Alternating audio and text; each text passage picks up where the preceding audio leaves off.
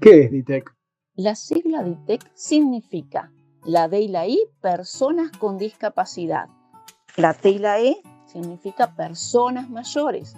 La C significa otros de la comunidad, en el cual involucran a la CEPOF, enfermedades poco frecuentes, oncología y todo bajo el paraguas de los derechos humanos. DITEC, unidos por la equidad.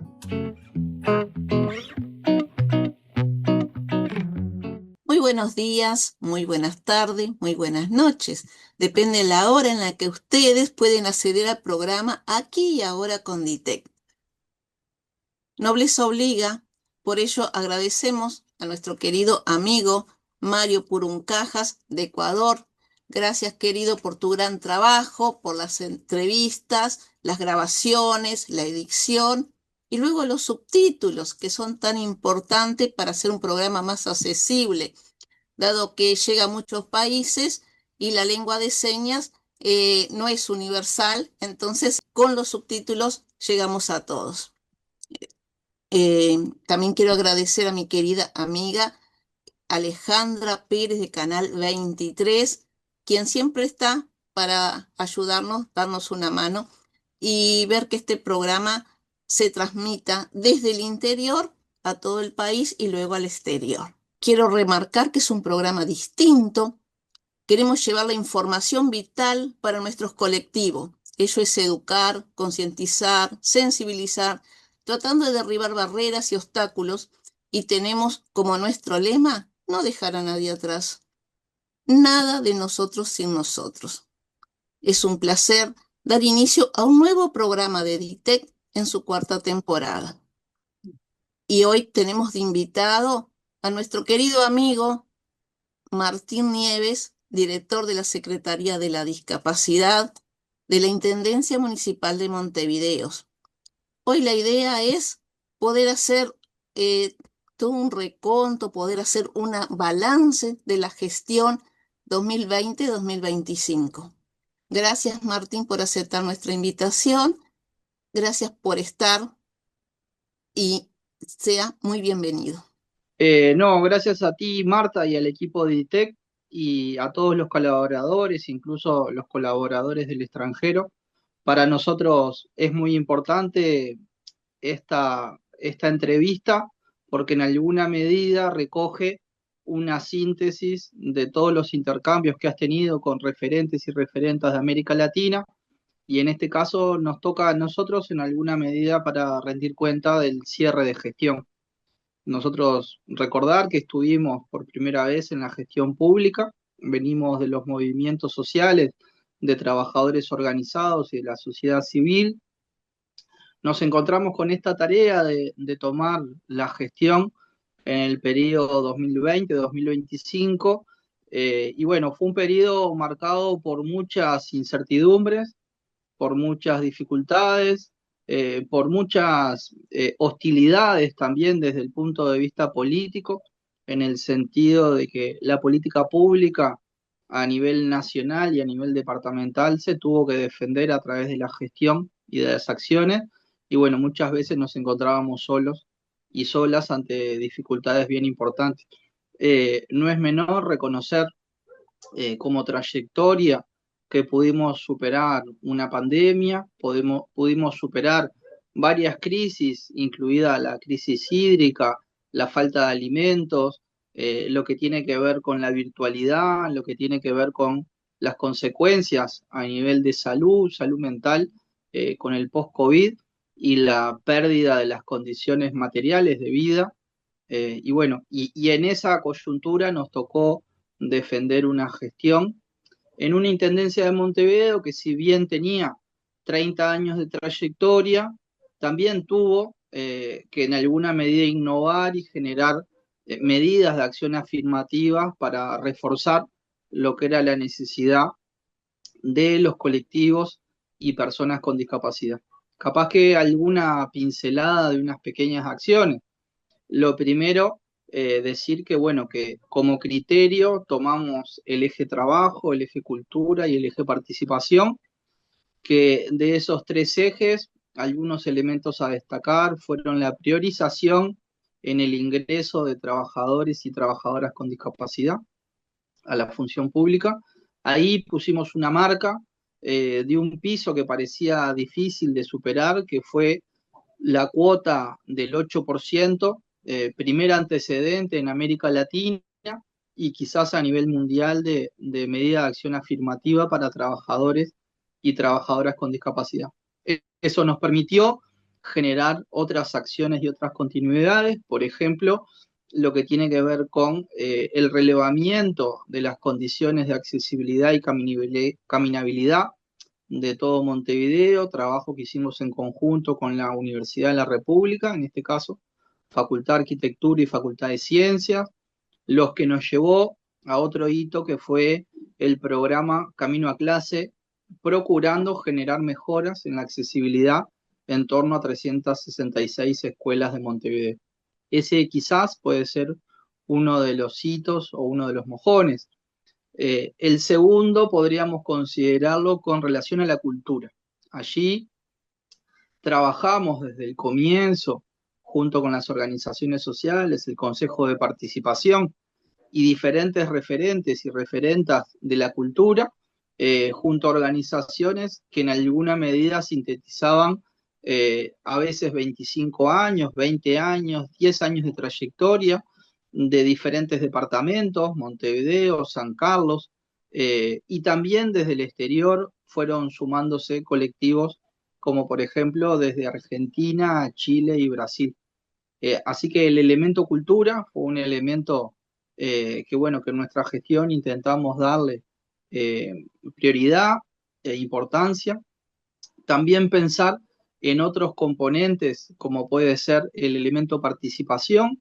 Ahí acompañamos, continuamos con propuestas como por ejemplo el Consejo de Participación de Personas con Discapacidad, que transitaron 3 periodos o 3 consejos dentro de nuestra gestión. También le dimos mucha importancia a la Mesa de Salud Mental, otro espacio importante de participación, junto con el acompañamiento a otros espacios como la coordinadora de la Marcha por los Derechos de las Personas con Discapacidad. Quizás también contarles, a modo de resumen y a modo de síntesis cuantitativa, que pudimos llevar adelante unas 11 producciones, esto es, investigaciones, documentos, síntesis y publicaciones vinculados con diferentes áreas temáticas. También pudimos lograr unos 8 convenios con diferentes servicios de la Universidad de la República que nos acompañaron en diferentes propuestas y proyectos. Podemos destacar lo que es el servicio y el proyecto SUMA, que consiste en la generación de herramientas técnicas y tecnológicas para la reincorporación de trabajadores que adquieren una discapacidad. Y bueno, y ni que hablar que también transitamos y disfrutamos el proceso de fortalecimiento y maduración que como equipo tuvimos que acompañar y llevar adelante, donde bueno, al final, con tristeza, celebrábamos los logros colectivos y los procesos de enseñanza-aprendizaje que se dieron con todos los trabajadoras y trabajadoras de la Secretaría. Vamos a retomar algunas cosas para atrás, pero primero que nada, quiero que hagamos la audiodescripción que hago en este 2025 de nuestras presentaciones. Mi nombre es Marta Jiménez Torres, soy una persona más bien baja, estoy sentada, tengo el cabello rubio recogido hoy hasta en los hombros, uso lentes, hace muchos años que tengo queratocono. Estoy vestida con un chal, porque hoy en Uruguay hace muchísimo frío, entonces a cuadritos blanco y negro. Y de fondo se ve una polerita blanca. Tengo 66 años, trabajé como enfermera y procuradora hasta que me jubilé por discapacidad. Estudio en 2 facultades, la Facultad de Derecho y la Facultad de Información y Comunicación. Soy una de las fundadoras de Dicté desde el año 2002. Ahora, ¿te animas tú a audiodescribirte? Sí, claro, sumamente interesante esta cultura de la audiodescripción. Eh, Nosotros venimos trabajando a nivel internacional con el intercambio con el Ministerio de Derechos Humanos y Ciudadanía de Brasil, y esa cultura brasileña muchas veces nos enseña y nos lleva a esta estrategia y a esta necesidad de accesibilizar y presentarnos públicamente. Así que bueno, decirles y pedirles disculpas que este fin de semana es un fin de semana de muchos cumpleaños, así que nos agarran también desde la casa de una sobrina, por eso estamos con unas cortinas fucsias, estoy con una remera violeta y un saco negro a rayas, uso lentes y bueno, y por ahora tenemos cabello corto y barba. Así que esa audiodescripción nos lleva también a recordar que dentro de las acciones, dentro de los logros de este periodo, se logra un hito que no es menor, que es lograr un memorando de entendimiento entre la Secretaría de Discapacidad de la Intendencia de Montevideo y la Secretaría Nacional de Discapacidad del Ministerio de Derechos Humanos de Brasil, que bueno, para nosotros también es una conquista y un logro, en este caso en materia de reconocimiento de las trayectorias. Buenísimo.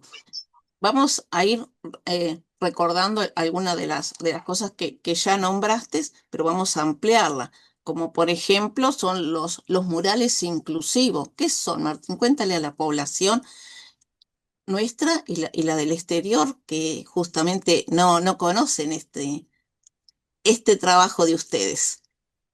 Bueno, el proyecto de Murales Inclusivos por los Barrios surge a partir de dos situaciones y dos condiciones que se dieron. Por un lado, reiterar que el ingreso de trabajadores con discapacidad en Montevideo fue una prioridad. Las experiencias de trabajo transitorio implicó el ingreso anualmente de más entre 300 y 400 trabajadores. Y bueno, y entendíamos que con esos trabajadores era importante generar trabajos y procesos de enseñanza-aprendizaje, de enseñanza de oficios y de acciones de calidad. Y con calidez nos fuimos encontrando y articulando con instituciones públicas como escuelas, liceos y otros centros culturales o referentes culturales. Junto con ellos nos organizamos y promovimos una secuencia de murales que recorrieron todo Montevideo, que junto con las organizaciones sociales y estos trabajadores, llevado y coordinado al frente por una bellísima compañera como Magela Brum, que la cultura es parte de su esencia natural. Bueno, ahí desarrollamos esta secuencia de murales que iban desde pequeños espacios hasta grandes muros de 60 metros de largo, bueno, donde ahí dábamos cuenta de la historia o contábamos una historia en el marco de los 300 años de Montevideo. Ahí nos podíamos encontrar con la trayectoria de una escuela, bellísima escuela para niños y jóvenes con baja visión y ceguera, que contaban su historia y a través de ese mural dábamos cuenta de su trayectoria, también de una escuela de Casabó que contaba su esencia, su pasaje por algunas dificultades como fueron las ollas populares y esa necesidad de reforzar el derecho a la educación, y así sucesivamente se fueron dando en diferentes esquinas y en diferentes espacios de Montevideo la interacción entre trabajadores con discapacidad que se vinculaban con vecinos, personas mayores, personas con discapacidad, instituciones públicas, instituciones privadas, contaban su historia y lo hacíamos también de manera accesible en la medida de que dejábamos un código braille, una señalización a nivel de lengua de señas, y bueno, y una descripción de la leyenda que allí se daba. Fue un proceso de mucho aprendizaje, pero también de mucho disfrute y logramos ahora hace poco que se conformara una pequeña cooperativa que comenzó su proceso de cooperativización haciendo un mural para un centro de personas mayores por la zona de Malvin Norte. Así que, nada, gracias y junto a la cultura estuvimos recorriendo varios muros y varios espacios de la ciudad de Montevideo. Pero también te quiero preguntar para que nos cuentes qué son las mochilas vibratorias. Bueno, otra de las dimensiones y otra de las aristas de la cultura. Recordar que no es solamente el derecho a acceder y consumir cultura, sino que es el derecho a ser artista, el derecho a transitar por espacios culturales y el derecho a sentirnos parte de manera plena. En ese ejercicio intentamos y generamos diferentes estrategias de accesibilizar esa cultura. Eso nos llevó a audiodescribir en vivo en el teatro de verano, a generar lengua de señas en el carnaval, a audiodescribir en escenarios populares y en este caso trabajar en salas principales como por ejemplo el Teatro Solís, con un cierre el 3 de diciembre pasado con Patio Cultural, donde participaron más de 178 artistas con y sin discapacidad, desde 4 años a 80. Y bueno, y los chalecos vibratorios entonces fueron parte de esta propuesta de accesibilidad cultural, donde a partir de un intercambio y un acuerdo que hicimos con algunos proveedores de Francia, pudimos traer un set de chalecos vibratorios que favorecen y en alguna medida invitan a la comunidad sorda a que pueda percibir a través de otro estímulo lo que son las artes escénicas y las producciones sonoras y musicales que las traducimos en forma vibratoria. Tú ya lo mencionaste, pero si quieres puedes ampliar qué es la formación de los recursos humanos en las políticas de acceso universal a la cultura. Bueno, ahí tuvimos un pequeño pasaje de conformación de una mesa de diálogo entre diferentes instituciones referentes de la cultura a nivel departamental y a nivel nacional. Ahí pudimos trabajar desde Facultad de Arte, Facultad de Humanidades, Teatro Solís, Sodre, Comedia Nacional, actores y artistas independientes y la Secretaría tratando de, junto con el Departamento de Cultura, tratando de impulsar líneas y acciones en materia de formación y derecho al acceso a la cultura. Allí se dio la síntesis y la culminación de un proceso de acumulación que durante estos 5 años insistimos en materia de derecho y que gracias a intercambios con también referentes y referentas de América Latina, como por ejemplo de Argentina y en particular de Córdoba, pudimos sacar algunos materiales con los cuales reforzamos esta propuesta de formación en materia de arte accesible y capaz que como referencias o como hitos a destacar elementos tan bellos y tan interesantes como una capacitación a la banda sinfónica en la propia Casa Solís, llevada adelante junto con el equipo del EMISER, un equipo de docentes que desde secundaria, desde la estrategia musical para apoyo a jóvenes con discapacidad visual, nos propusimos generar estos pequeños mojones y estas pequeñas semillas de intercambio con artistas profesionales y también lo mismo hicimos con artistas jóvenes. Cambiando de tema, pero siguiendo dentro de tu gestión, ¿qué es el plan de prevención y reducción de riesgos de desastres?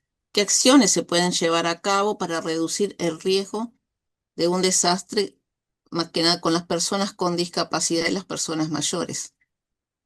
Bueno, esta es otra arista que llevamos adelante con el plan, con el Departamento de Planificación Estratégica, con el área de gestión de riesgo. Ahí lo que hicimos fue llevar adelante un segundo plan de gestión de riesgo, en este caso desde una perspectiva de discapacidad y enfoque de derechos humanos, elementos que permitieron, entre otras cosas, por ejemplo, abordar la zona de Paso Molino con instituciones como la Escuela 198, que terminaron en una maqueta áptica en torno a 150 metros cuadrados de la escuela, representada en un plano gráfico donde ahí identificábamos, por ejemplo, lo que era la vía y el pasaje del tren nuevo en su frecuencia y en sus rutinas. Eso que parece un elemento menor, replicado en diferentes ámbitos y con diferentes aristas, permitió capacitar a diferentes actores de la Intendencia en materia de gestión de riesgo con enfoque de discapacidad. ¿Y quieres ampliar algo más de la inclusión laboral en Montevideo? Bueno, en el comienzo nosotros presentamos un proyecto de el análisis del trabajo y la discapacidad en Montevideo desde 1990 a 2025. En ese proyecto nos propusimos analizar toda la trayectoria en materia de estrategias de inclusión laboral de trabajadores con discapacidad. Eso llevó a reforzar una comisión de inclusión y seguimiento dentro de la función pública, en este caso dentro de la Intendencia de Montevideo. Eso a su vez hizo que se trabajara en articulación con diferentes entes públicos como BROW, UTE, ANTEL, BPS y otras OCE y otras instituciones públicas para mejorar las estrategias de inclusión y acompañamiento de trabajadores con discapacidad, sumado a este proyecto hacia la ciudadanía de acompañamiento en la reinserción de trabajadores con discapacidad.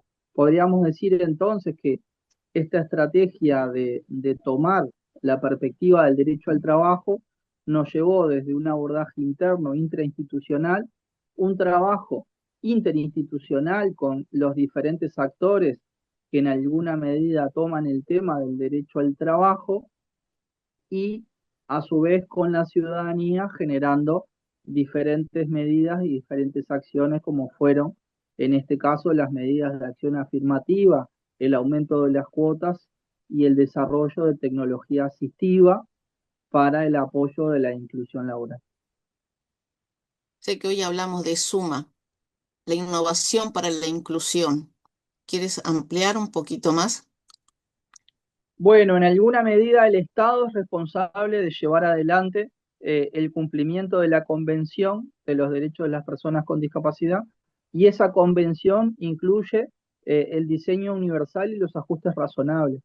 Eh, la estrategia de ajustes razonables implica que el Estado debe invertir y generar la línea de base en materia de ajustes razonables e inversión en esos ajustes, y bueno, nosotros entendíamos que debíamos ir por la vía de los ajustes razonables más innovación, dando esa línea de base y en alguna medida ese horizonte a partir del cual pensar los aportes desde el Estado y desde los entes públicos para que estas políticas de acción afirmativa se puedan cumplir. SUMA fue eso, fue el proyecto insignia para llevar adelante la innovación en materia de ajustes razonables. Se nos ha ido volando el tiempo. Nos quedan muchísimas preguntas, pero algo que tú desees para terminar esta entrevista, resaltar. Sí, quizás en este cierre nosotros terminábamos el viernes en una mesa presentando un libro de Nahuel. Nahuel es un joven que en alguna medida presenta su primer libro, su primera producción escrita, habiéndolo conocido como artista y parte de un equipo bellísimo que viene madurando, como es el grupo de acting y de actuar por actuar, equipo que en alguna medida se conforma en articulación con el Teatro Solís y la Secretaría, llevándolo adelante como director Andrés Papaleo. Esa grupalidad que culmina con esta presentación de un libro, pensamos que es parte de una generación que en alguna medida marcará la cancha en materia de derechos de personas con discapacidad, y el arte será la estrategia. Así que celebrar, festejar que el arte revoluciona la cultura y que la cultura hace esos cambios ideológicos profundos que en alguna medida nos permiten la utopía de un futuro para todos y para todas. Así que nada, quizás agradecer el espacio que nos das, Marta, saludar a todo el equipo de la Secretaría y celebrar que tanto el trabajo, la cultura, la participación, así como la educación, el transporte, el derecho a la ciudad, fueron parte de la defensa de acciones que llevamos adelante en este periodo y que, bueno, y que en futuras gestiones seguiremos reforzando desde de otros lugares que seguramente nos tocará participar. En mi nombre y en nombre de DITEC, Martín, muchísimas gracias por toda esta gestión y saludar también a los compañeros de la Secretaría. Mil gracias porque ha sido realmente una gestión que estuvimos acompañando y agradeciendo por todo. Muchos éxitos para la próxima, que sé que nos vamos a encontrar porque esto es así, nos encontramos en todos estos espacios para agradecer y trabajar en forma conjunta. Aparece Miguel al final, que también quería estar para saludar y también agradecer. Bueno, gracias. Sabíamos que Miguel no estaba porque estaba tratando de alimentar el cuerpo. También nos ayuda con su canto y su presencia a alimentar el alma. Así que muchas gracias a esa bellísima pareja que tanto hace por los derechos de las personas con discapacidad.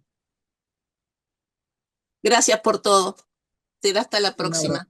Nos seguiremos encontrando. Martín.